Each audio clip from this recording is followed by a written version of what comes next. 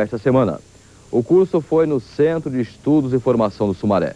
Participaram 96 bispos, entre eles o cardeal Eugênio Salles, o primário do Brasil, o cardeal Lucas Moreira Neves, o cardeal de Brasília, Dom José Freire Falcão, o decano do colégio, o cardinalício Dom Agnello Rossi e o cardeal emérito de Porto Alegre, Dom Vicente Scherer.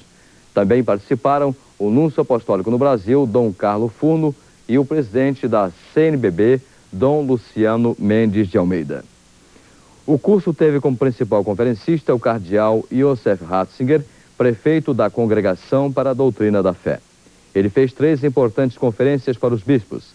A primeira tratou da igreja particular, a segunda, Pedro e a unidade dos cristãos, e no terceiro dia, o munus do bispo e a igreja particular.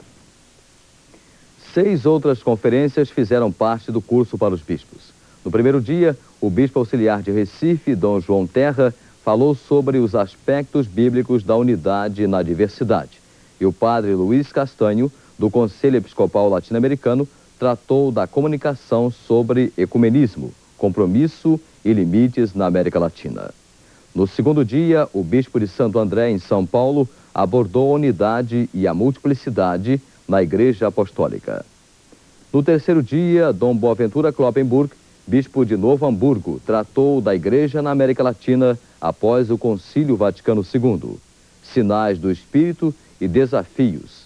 E o primário do Brasil, cardeal Lucas Moreira Neves, sobre os desafios da Igreja no final do segundo milênio.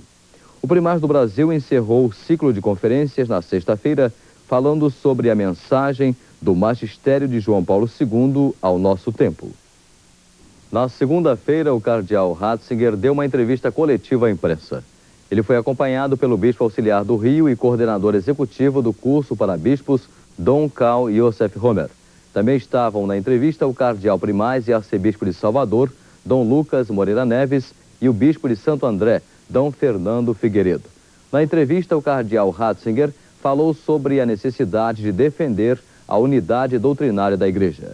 Ele disse que a Igreja deve ser uma só e multiforme. A unidade é importante porque o mundo está dividido profundamente.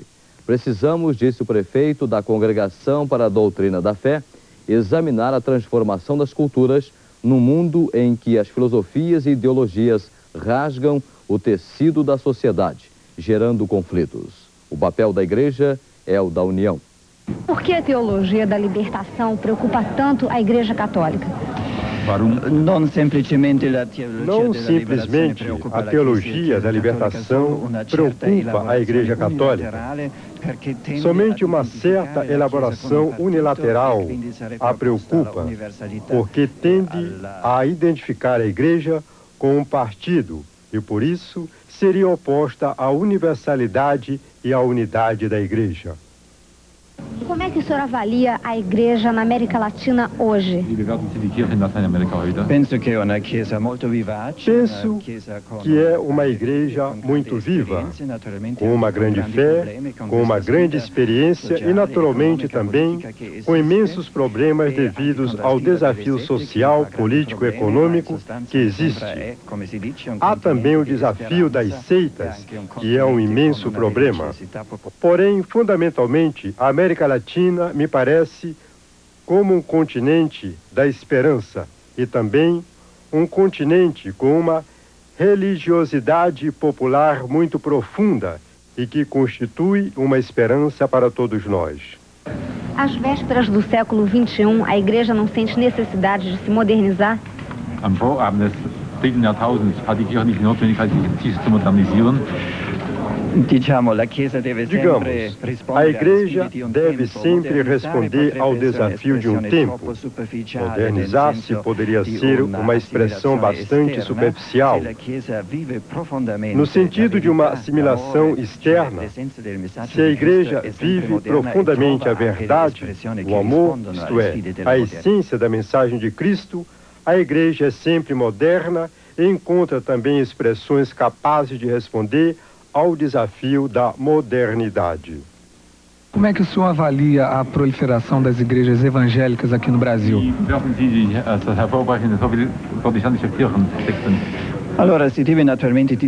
Deve-se distinguir entre as grandes igrejas evangélicas clássicas e as seitas.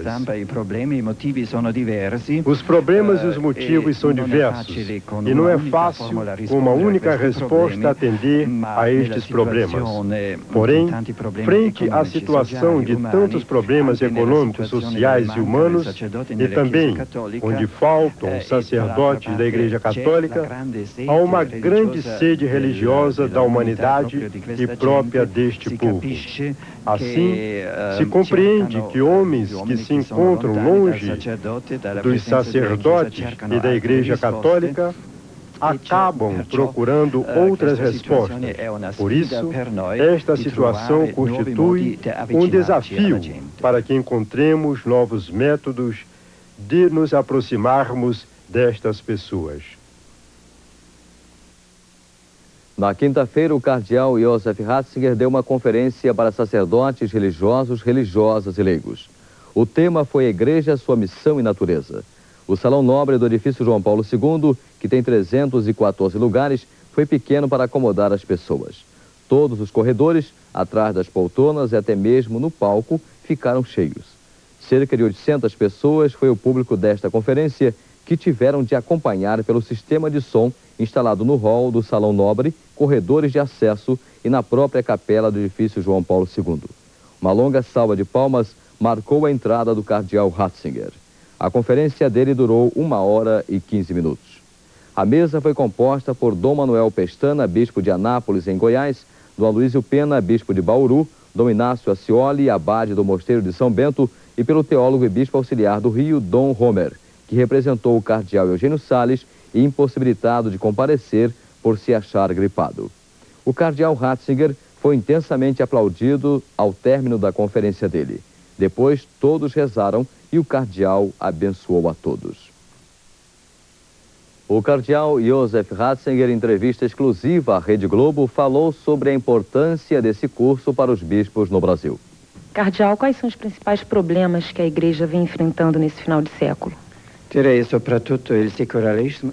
Sobretudo o secularismo crescente, cresce o ateísmo no mundo, crescem também os problemas humanos. Devemos responder a tudo isso com uma nova evangelização que ajude a humanidade a reencontrar Deus, a reencontrar o Cristo. Reencontrando assim os fundamentos morais da convivência humana, porque sem Deus, sem uma presença da religião, também os valores morais acabam por desaparecer. E dessa forma, os problemas sociais tornam-se cada vez maiores. Penso, portanto, que respondendo ao problema do secularismo, estaremos também respondendo aos grandes problemas sociais de nosso tempo. O que o senhor espera desse encontro aqui no Brasil?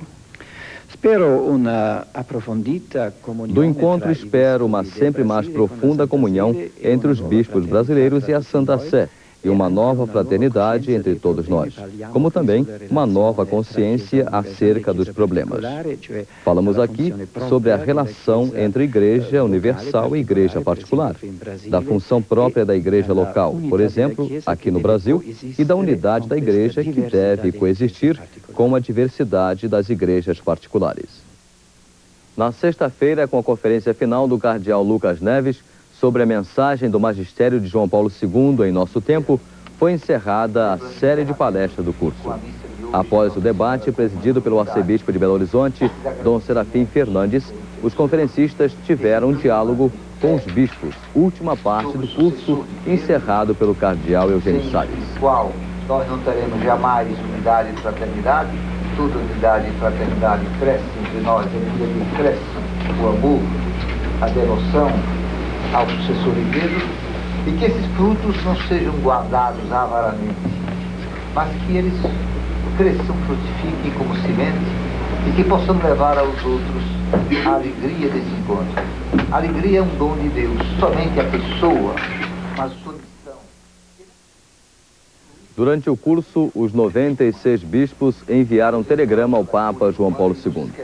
Nele, os bispos manifestaram ao Papa a incondicional veneração e obediência, enquanto centro de unidade e rocha sobre a qual edifica-se a Igreja de Cristo. Os bispos afirmaram ainda que desejavam reforçar mais os laços da comunhão afetiva e efetiva que os une ao sucessor de Pedro e cabeça do Colégio Episcopal. Ao enviar sua bênção apostólica aos bispos, o Papa João Paulo II pediu que todas as igrejas particulares no Brasil procurem identificar-se cada vez mais com a fundamental exigência, no âmbito da fé, de manter uma constante comunhão intereclesial, afetiva e efetiva com a sede apostólica, coluna e fundamento da verdade e princípio visível de unidade.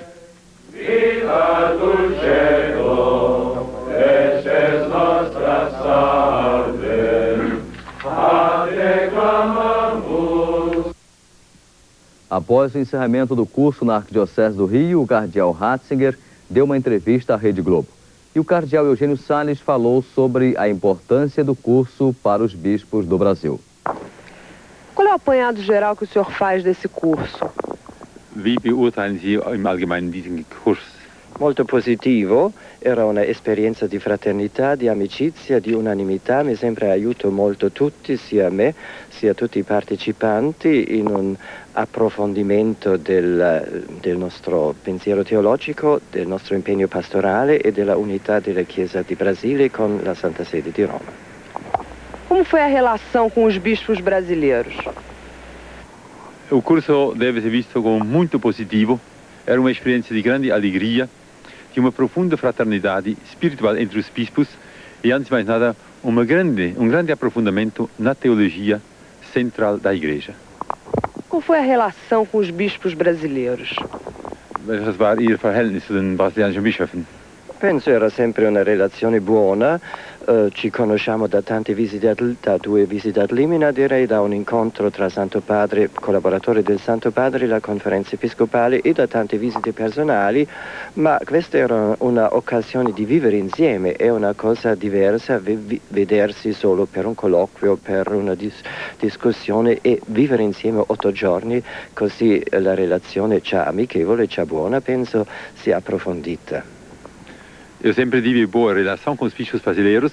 Em 2 visitas ad Limina dos bispos brasileiros encontrei e também colaboradores brasileiros que trabalham com o Santo Padre. Eu conheci e tenho boas relações com eles, mas esta vez foi bem diferente, disse o senhor cardeal, porque foi uma convivência fraterna de quase uma semana, convivendo, estudando juntos e também rezando juntos.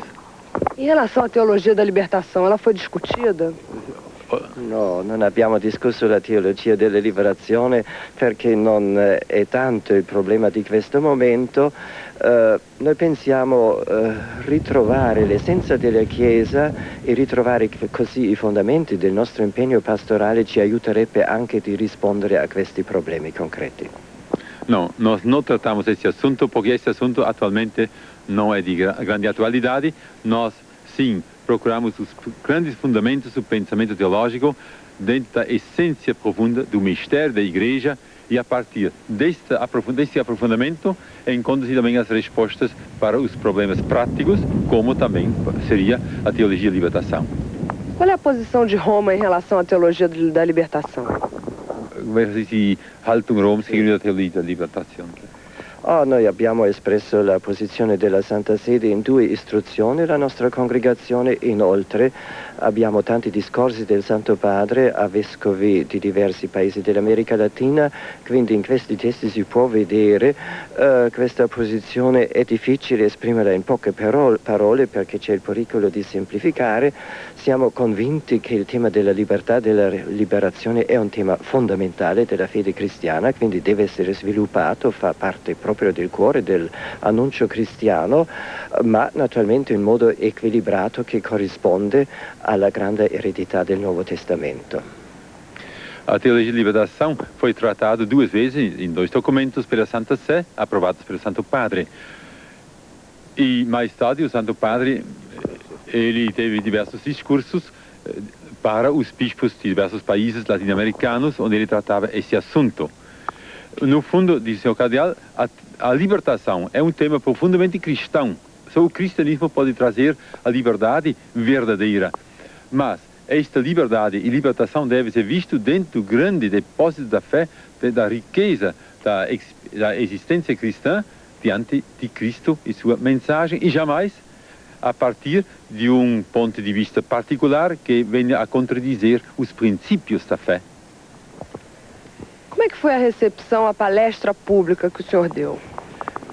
Capito.